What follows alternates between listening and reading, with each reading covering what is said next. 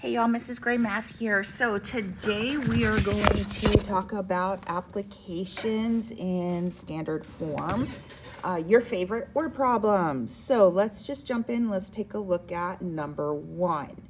Okay, so here we have an online store that sells songs for $2 each and movies for $12 each. And they want us to write an equation that could be used to find the number each item purchased if only $40 was spent. So the first thing that I want you to always do is identify all of your players. So here's what I know. I know I have songs for $2 each, and I know it sells movies for $12 each. And the other thing that I know is that $40 was spent, okay? So we're just going to identify or define the variables. So for my X, I'm going to use that. I'm going to say that those are my songs.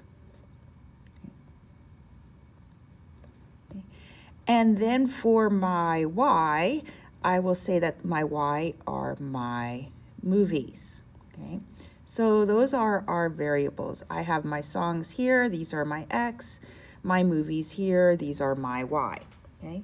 Now I need you to write an equation in standard form that represents the situation. So remember, standard form is our AX plus BY equals C.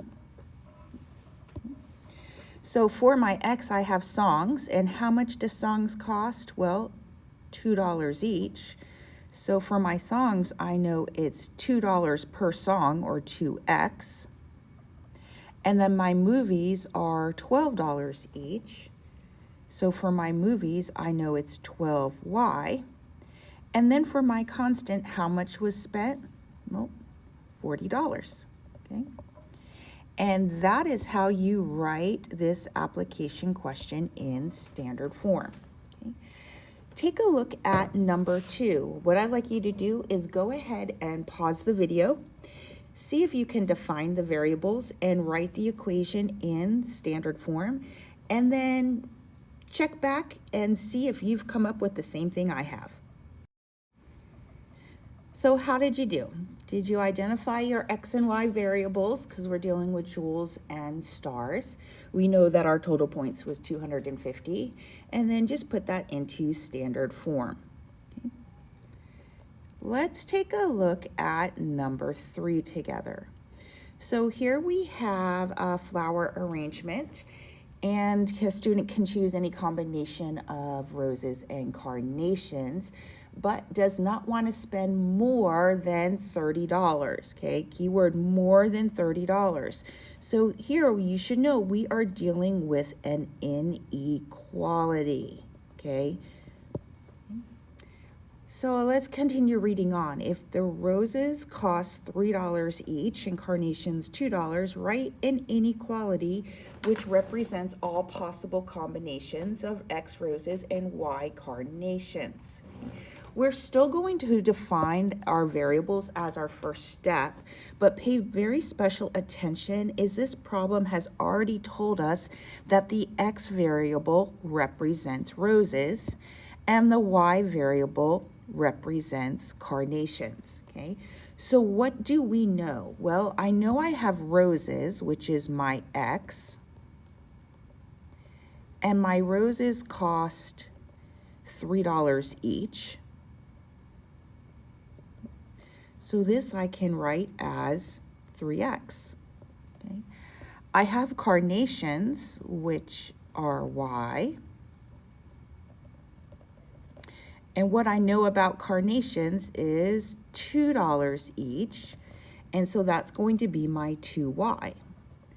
The last bit of information I know is that I'm spending no more than $30, okay? So they can spend up to $30 or less than $30, okay? But cannot spend $30 and a penny, okay? We are on a budget. So let's go ahead and write this equation in standard form. Okay. So remember, standard form is our AX plus BY equals C.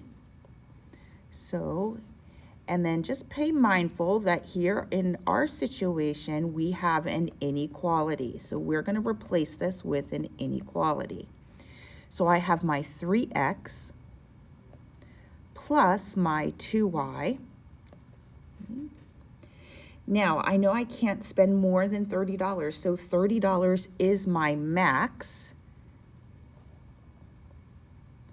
And can I spend exactly $30? Well, yes, so I'm going to have that equal sign right under here. Take a look at the next one, number 4, on your own. Pause the video and go ahead and try this one on your own, number 4. So how do you think you did? I'm hoping the first thing that you did was identify the variables. And just like our problem in number 3, that you saw that they had already identified for us what they wanted X to be, that meaning our sausage, and Y to be our brisket, and that this was going to be an inequality because it said it could do no more, okay, that's the key word, no more than 120 pounds. So that's it for applications in standard form. Always remember, identify all your players, identify your variables. Be very mindful if the problem is already telling you what they want your X to represent and what your Y to represent.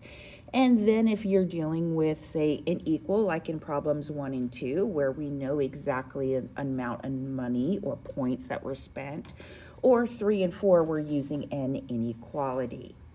On the following pages, 5, 6, and 7, do those on your own. Those are review. Okay, on number 5, you are going to convert this standard form into slope-intercept form.